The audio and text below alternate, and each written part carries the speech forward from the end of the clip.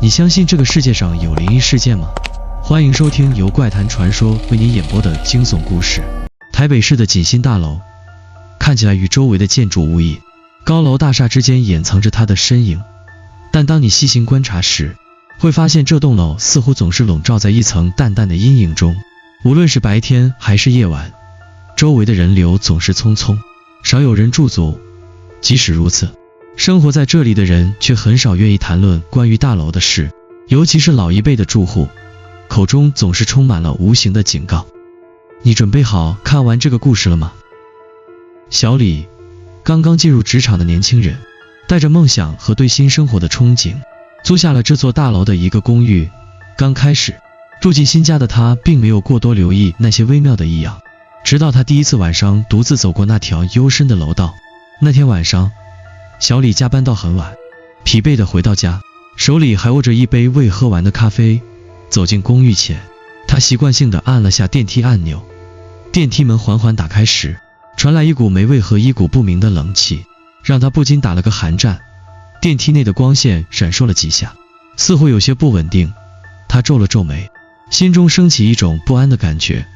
也许是工作压力太大，或者是自己最近情绪太过紧张，但那种不自然的寒意确实让他有些不自在。他步出电梯，走进那个弯曲狭长的楼道，走廊两边的灯光昏黄，偶尔闪烁一下，犹如一只狡猾的眼睛，在窥视每一个路过的人。小李的步伐开始不自觉地加快了些，然而就在他即将走到自己公寓门口时，突然他停下了脚步。楼道的尽头，昏黄的灯光下隐约出现了一个身影，那是一个穿着灰色旧衣的老人，背影佝偻，仿佛在和什么无形的东西对话。他站在那里，似乎没有注意到小李的存在。小李心中一阵不安，轻声走过去，忍不住低头看了看那位老人。老太太，您怎么站在这儿？小李轻声问道，语气里有些疑虑。老太太的头微微转了一下，似乎听到了声音，她的眼睛空洞无神，直直地盯着小李。她的嘴唇动了动，吐出了几个字，声音却苍老且颤抖，这里不好住，不要住下，不然你会后悔的。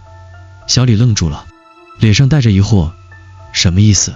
您说的这座大楼有问题吗？老太太盯着他看了许久，突然开口，你会知道的，你会知道的。他的语气越来越急促，眼神中似乎闪过一丝恐惧。小李没有再说话，心里升起一股莫名的寒意。老人慢慢地转身，蹒跚着步伐走向楼道尽头，那细微的脚步声仿佛在空旷的走廊里回荡，久久不能消散。小李看着那道老人的背影消失在楼道的尽头，心里那种不安感更加浓烈了。他试图用理智告诉自己，这不过是一个普通的老妪，或许只是年纪大了，神志不清，但奇怪的感觉却挥之不去。那种仿佛被监视的感觉令他不敢回头看那条空荡荡的走廊。回到公寓，他没有继续思考太多，只是默默关上门，打开灯，坐在窗前，盯着外面灯火通明的街道。台北的夜晚如此热闹，而他却感到从未有过的孤独。窗外的街灯在他的眼中变得模糊，逐渐模糊成了一片光的海洋。小李拿起桌上的咖啡杯，盯着那漂浮在液体表面上层的微小气泡，思维开始发散。他忽然觉得自己有些被困住了，像是陷入了某种不知名的困境中。然后窗外的街灯再次闪了闪，他看了看，心跳骤然加速，仿佛眼前的一切都不再真实。那一刻，他的脑海里突然闪过一个念头，这座大楼真的正常吗？然而他并没有立刻放下杯子，而是用一种几乎不知觉的动作转头盯向了公寓的另一头。那里似乎有什么东西在悄然移动。门外走廊依旧静悄悄的，仿佛一切都没有发生。那晚小李没有能安然入睡，尽管他努力让自己放松下来，但从那次与老人的短暂对话之后，一股难以言喻的不安感在他的心头萦绕。窗外是台北的喧嚣，车水马龙，然而在这座钢铁森林中的一间公寓里，他感到一种深深的孤独和隔离，仿佛自己突然被卷入了某个无法逃脱的漩涡，而身边的一切开始变得不那么真实。第二天，小李按时去上班，直到晚上，他才再次回到那座大楼。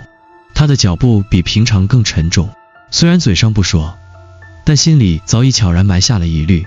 电梯门缓缓关上时，他的目光无意识地扫过了电梯内的反射，忽然间，他看见自己的身后出现了一个模糊的人影，那人影只存在了短短一瞬，但却足以让他心头一颤。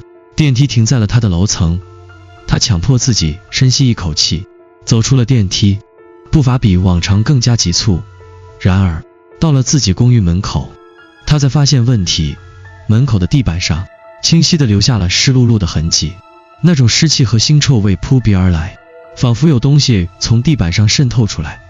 小李皱起眉头，俯身靠近，微弱的灯光下，他看到了那些水渍，不像是普通的水，而是带有一种奇怪的颜色，像是血液，又像是某种腐烂的液体，微微发黄。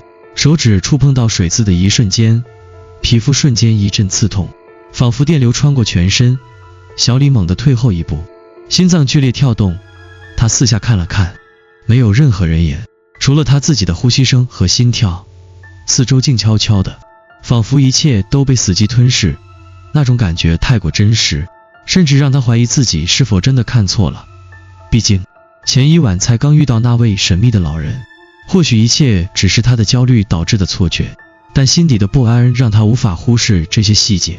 他最终没有立刻进入公寓，而是用纸巾小心翼翼地擦拭着门口的水渍，心跳依旧没有平复。就在这时，楼道另一头传来了一阵轻微的声音，像是有人在走动。小李下意识地转过头，看向声音的来源，他的目光紧紧锁定了那片昏黄的光影。只见楼道尽头，一个模糊的身影渐渐清晰，是一个女人，穿着一袭白色长裙，长发披散，走得很慢，脚步轻柔，仿佛她的存在和楼道中的空气融为了一体。她没有看向小李，而是低着头，步伐缓慢而沉默，每一步似乎都在引发某种奇异的共鸣。声音在空旷的走廊中回荡，仿佛是对某种压抑情绪的回应。小李几乎能感受到空气中的紧张与压迫，他的身体自动地后退了几步。突然，那个女人停下了脚步，微微抬起了头，她的眼睛空洞，仿佛失去了所有的生气，眼神空洞且没有焦距，直直地看向了小李。那一刻，小李的血液仿佛被冻结，他的心跳停滞，无法呼吸。那些空洞的眼睛让他感到一种莫名的恐惧，那种恐惧不是来自于外在，而是深深地扎根在他的内心深处，仿佛他无论如何都无法逃避。你来了。女人的声音空洞而苍凉，像是从遥远的地方传来。你也会明白的，所有人都会明白。话音刚落，女人的身影突然模糊了，随即消失在了昏暗的楼道尽头，仿佛从未出现过。小李站在原地，整个身体像是被定住了一般，双腿发软，几乎无法站立。他没有再敢继续留在楼道里，而是急匆匆地打开了公寓的门，猛地关上了后，那一瞬间，门背后仿佛传来了轻微的敲击声，像是有人在门外等着他。小李的手颤抖着握住门把手，心跳的声音几乎要冲破胸口。他迅速将门锁死，靠在门上，脑海中回荡着那个女人的眼神和她的话语。他深深地吸了口气，想要平复自己的情绪，但每次闭上眼，他都能听到那种低沉的声音和空洞的眼神，仿佛自己已经被某种无形的力量紧紧包围。那晚，他无法再入睡，心跳和呼吸的声音让他感到越发压抑。他试图分散注意力，打开了手机，想要联系朋友聊聊天，或者做些什么事情来转移注意力。然而，他的目光无意识地扫过窗外的街道。台北的夜晚，霓虹灯闪烁，车水马龙，但在这光明的世界里，他却感到无法逃脱的孤独和压迫。他用力将手机丢在一旁，站起身走向窗前，企图让那冰冷的空气冷却他的焦虑。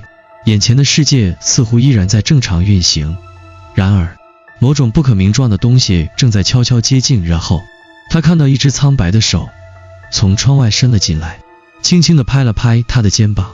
小李已经无法再忽视这座大楼中潜伏的恐惧，他那种似乎能渗透骨髓的焦虑感越来越强烈，而每一晚入睡前的心跳都像是死亡的前奏。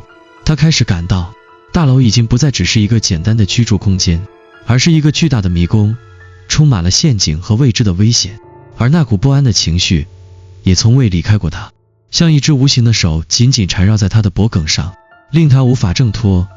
接下来的几天，小李在工作和回家的途中，始终无法将那个女人的眼神从脑海中驱逐出去。他开始变得越来越不安，几乎无法在这座楼里找到一处安宁的地方。走廊里的灯光似乎总是暗淡无光，空气中弥漫着一种腐朽的气息，像是某种看不见的力量悄然渗透进每一个角落。有一天傍晚，小李在楼道里碰到了一个陌生的男子，那个男子看起来精神恍惚，似乎正在寻找着什么。小李犹豫了一下，走过去问道：“你找什么呢？”那名男子微微转头，眼中有一种迷茫的神色。我曾住在这里。他说话时语气有些不清晰，可是后来我再也没能找到回家的路。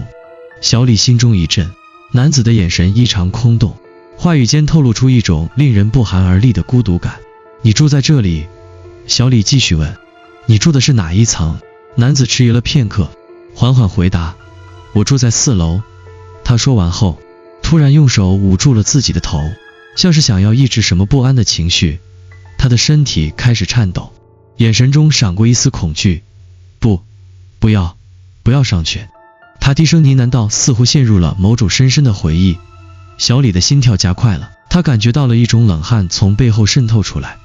4楼，他不记得自己曾经在大楼的4楼遇到过任何人，或者发生过什么特别的事情。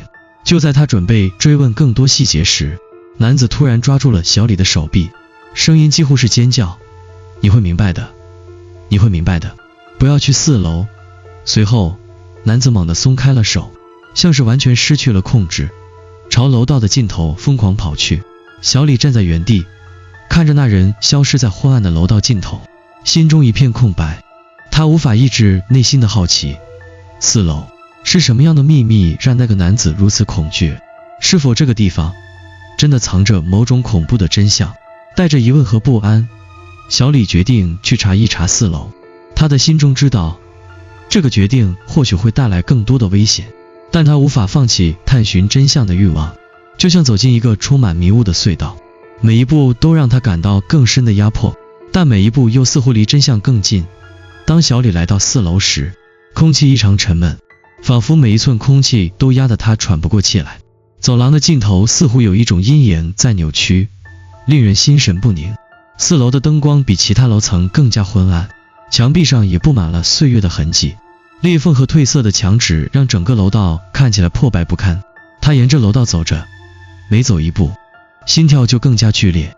4楼的尽头有一扇半开的门，门内传来阵阵低语声，那声音夹杂着一些模糊的哭泣，像是某种久远的回响。小李停下脚步，站在门外，心头的恐惧和好奇交织在一起。他深吸一口气，最终推开了那扇门。门一开，刺鼻的霉味扑面而来，房间里异常昏暗，只有一盏小小的灯泡微弱地闪烁着。小李走进去，四周一片寂静，只有他脚步的回声在空旷的空间中回荡。随着他踏进房间，空气似乎变得越来越沉重，仿佛有无形的东西在无声地逼近。突然，他的目光锁定在房间的一角，那里堆放着一些旧家具和尘封的箱子，隐约可见一张小桌子上放着一本破旧的日记。小李犹豫了片刻，伸手拿起了那本日记，翻开第1页。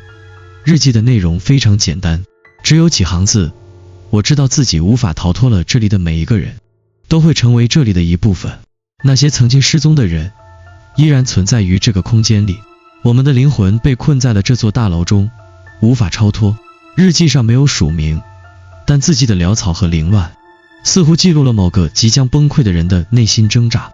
小李的手开始颤抖，他的眼前浮现出一连串的影像，那一位又一位失踪的住户，那些不明的声音，那些无法解释的事件，仿佛一切都是这本日记中所描述的可怕命运。就在此时，一阵冷风吹过，房间的门突然砰的一声关上。小李猛地回头，却什么也看不见。房间里的灯光开始闪烁，空气中弥漫着一种诡异的低语声，像是无数个幽灵在耳边低声耳语。小李的胸口剧烈起伏，几乎无法呼吸。他知道这一切已经超出了理智的范畴，他正一步步踏入一个深不见底的漩涡，而他已经无法自拔。小李没有时间再去思考那本日记背后的含义，日记的字迹像是一把无形的钥匙，打开了他内心深处最深的恐惧。但与此同时，这也让他更加确信，锦心大楼的背后隐藏着他无法理解的秘密。他的心中燃起了求知的欲望，但那股欲望也像一把双刃剑，正慢慢逼近他无法承受的边缘。他开始更加频繁地在大楼内四处打探，试图通过与住户的接触找出更多的线索。每一次询问，他都感觉自己像是触碰到了一些禁忌的事物。大楼的老住户们对于他的问题总是避而不答，眼神中充满了警告和恐惧。那些住户似乎已经习惯了这些诡异的现象，已经不再抱有任何希望。他们的沉默像是某种无声的默契。然而，就在他最接近真相的时候，某个突如其来的事件打破了他原本已脆弱的理智。那天傍晚，小李在公寓门前偶遇了一位年长的住户，她是个常年住在这里的老太太，面容和蔼，但每次见到她，小李都会感到一种无法言喻的压迫感。那天，老太太看着他，似乎想要开口，却又迟疑了片刻。你想知道这些事？老太太的声音低沉而沙哑。你不知道，你真的不知道自己在做什么。她的双眼充满了无尽的担忧。有些事情最好永远不要知道。小李心中一震，他的直觉告诉他，这个女人知道些什么。他不由自主地问道，老太太，你知道些什么吗？大楼里发生过什么事情？那些失踪的人到底去了哪里？老太太沉默了很久，终于开口，所有的失踪不是简单的失踪，那些人已经不再是活人，他们的灵魂被困在这座大楼里，永远无法离开。你想知道他们去了哪里？他们就在你身边，甚至可能就在你的背后。他的声音越来越低，越来越颤抖。你要小心，4楼的那扇门永远不要打开，它是通往地狱的入口。小李感觉到背脊一阵冰凉，他的心跳逐渐加速。老太太的话如同一道锋利的利刃，刺穿了他一直努力保持的理智。他咬紧牙关，决定不再退缩，坚定地走向4楼。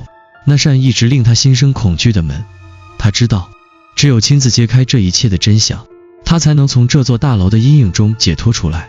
然而当他再次回到4楼时，他的内心却不再像第一次那样充满恐惧。4楼的走廊依旧昏暗，空荡的楼道充满了幽静，像是一个死寂的迷宫。小李的脚步回响在走廊中，仿佛每一步都在穿越时间的裂缝。他看着那扇半开的门，心中充满了不安，却又充满了决心。他走进房间，目光立即锁定了角落里的那本破旧日记。日记本上再次出现了那些凌乱的字迹，像是某个陷入疯狂的人所写。小李小心地翻开了书页，心跳逐渐加快，眼前的字迹越来越模糊，仿佛有一双看不见的眼睛在背后盯着他。那些人，他们并没有消失，每一位失踪的人都成了这座大楼的一部分，成为了他的灵魂。他们的心灵被束缚，无法离开。你不会明白，直到你亲自经历了这一切。忽然，屋内的一盏灯闪烁了几下，接着房间里的气温骤然下降。小李的视线模糊了，耳边传来了低语声，仿佛无数的声音在同时交织成一片。他的目光突然定格在墙角的一扇小门上，那扇门本应是关闭的，但此时却微微开启了一道缝隙，透出一丝幽暗的光。他的心跳急速加速，那是一扇他从未见过的门，仿佛与他之前的记忆不符。小李强迫自己抑制住内心的恐惧，朝那扇门走去，每一步都让他感觉空气愈发沉重，呼吸越来越急促。门后似乎隐藏着某种未知的存在，某种他无法理解的力量。就在他即将触碰到门把手的一刹那，背后突然传来一阵剧烈的撞击声。小李猛地转身，却什么也没有看见，只有那空旷的房间和闪烁不定的灯光。可是他感觉到一种深深的压迫感，他知道背后有东西在悄悄靠近他。空气变得越来越冷，刺骨的寒意从四面八方涌来。小李感到一股强烈的力量将他从身后推向那扇门，他的心中闪过一丝绝望。意识到自己再也无法逃脱了。那一刻，门终于打开了。当那扇门最终完全打开的瞬间，迎接小李的并不是他所期待的答案，而是更深一层的恐惧和迷茫。房间里异常昏暗，只有微弱的光线从门缝中透进来，照亮了几件破旧的家具和几堆尘封的物品。空气中弥漫着霉味和腐朽的气息，似乎已经多年未曾有人进来。小李紧张地迈步走进去，心跳如鼓，脚步声在寂静中显得格外响亮。他的每一步都像是在挑战那个未知的黑暗。然而，越是接近，心头的不安便越加浓烈。走进房间后，眼前的景象让他几乎站不稳脚跟。整个房间充满了他无法解释的恐怖氛围。墙壁上挂着一些已经褪色的照片，照片中的人都是一些陌生的面孔，眼神空洞，仿佛在诉说着某种无法逃脱的命运。小李的视线迅速扫过这些照片，心中升起一股莫名的寒意。他忽然意识到，这些照片里的每一个人都和那些失踪的人一样，眼中有着无法言喻的恐惧。正当他想要仔细检查房间的每一寸时，房间的一角忽然有一种诡异的声音响起，那声音低沉且沙哑，像是某种古老的低语，模糊不清，却又让人感到窒息。小李猛然转身，目光定格在房间的一侧，那里正有一扇小窗被打开了，外面夜空的微光透了进来，照亮了一个人影。小李的心脏一跳，眼前的那个人影逐渐变得清晰，那是一个女人，穿着白色长裙，头发长而散乱，脸上没有表情，眼神冰冷且空洞。她的背影如同一只幽灵，站在那里一动不动，仿佛已经等待了很久。你来了。女人的声音低沉且空洞，仿佛从地狱深处传来。你终于明白了。小李感到一股强烈的冲击力，仿佛整个世界都在这一瞬间崩塌。他的思维开始变得混乱，身体仿佛被一种无形的力量束缚住，无法动弹。那女人的眼睛死死盯着他，仿佛透过他的灵魂看到了最深处的恐惧。你也是其中之一。女人的声音突然变得更加冷酷。你已经成为了这里的一部分，无法逃脱。小李的心中剧烈震动，他的眼前突然闪过一连串的画面，那些他曾经见过的失踪住户，那些眼神空洞的照片，所有的恐惧和痛苦似乎都在这一刻融合成一个无法撕裂的谜团。他的脑海里回想着老太太的话，你不会明白，直到你亲自经历了这一切。小李，那个女人再次开口，声音中带着不容反驳的冰冷。你已经被困住了，这里的一切都是命运的安排，每一个住在这里的人都会经历同样的结局，直到他们的灵魂成为这座大楼的一部分。小李的心脏剧烈跳动，脑袋一片空白。突然，一股莫名的力量猛地涌入他的胸口，将他推向了那扇小窗。他试图挣扎，却无法动弹，身体仿佛被锁定在原地，无法反抗。他的眼前开始变得模糊，四周的空间仿佛被一层层黑暗吞噬。然而，就在他即将陷入绝望的那一刻，整个房间的灯光骤然闪烁几下，空气中的低语声瞬间消失。小李睁大了眼睛，困惑地四处张望，却看到房间的景象突然发生了变化。那扇小窗变得更加远离他，而墙壁上的照片也变得不再模糊。他瞬间意识到，自己并不在现实中，而是在一个扭曲的幻境中。房间中的一切都在变换，不断变化着。他试图挣脱这无形的束缚，向门口跑去。然而无论如何，他始终无法跨出这扇门。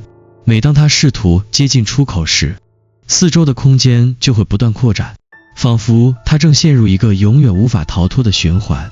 你不能逃脱。女人的声音再次响起，仿佛穿越时空传入他的耳朵。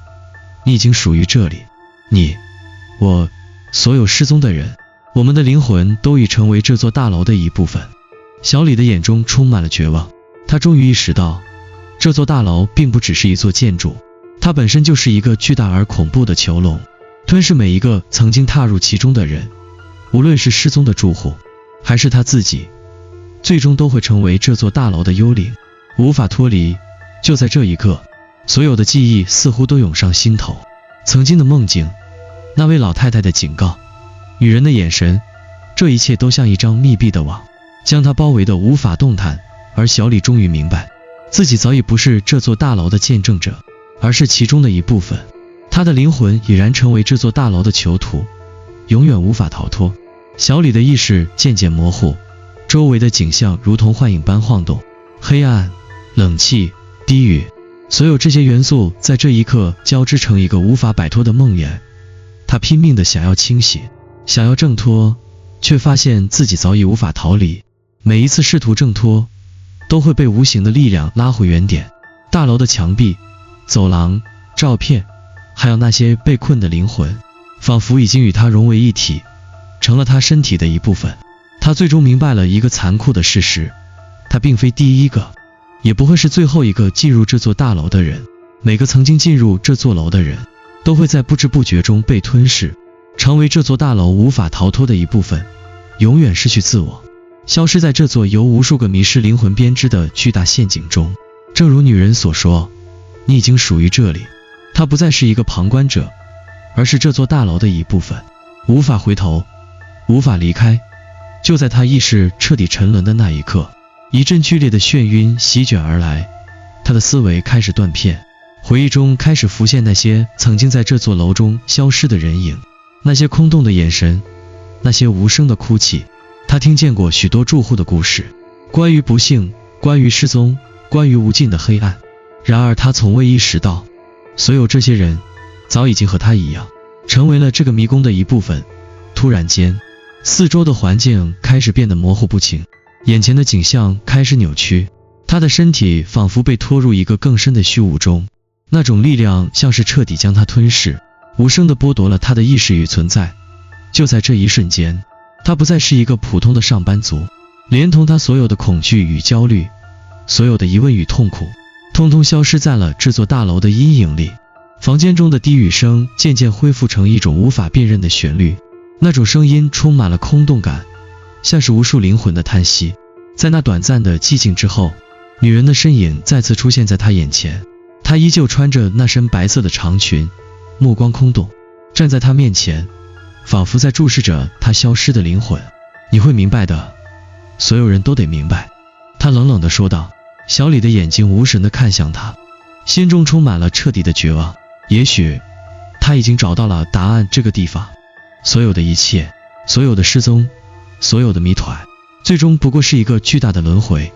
他和曾经的所有人注定无法从这个无尽的黑暗中走出。渐渐的，房间变得越来越暗，黑暗如潮水般吞噬了一切。他再也无法分辨现实与梦境，他再也无法挣脱这座楼的束缚。随着最后一丝意识的消散，他消失在了这座恐怖的建筑之中，成为了这座楼的又一个幽灵，一个永远无法解脱的灵魂。余音绕梁，未曾消散。回到这座大楼的某一层，新的住户终于搬进来，他们带着好奇和憧憬，仿佛大楼的一切还未发生。他们会和小李一样，走进这座充满迷雾的楼道，看到那些无形的影像，听到那些模糊的低语，感受到那些无法言喻的恐惧。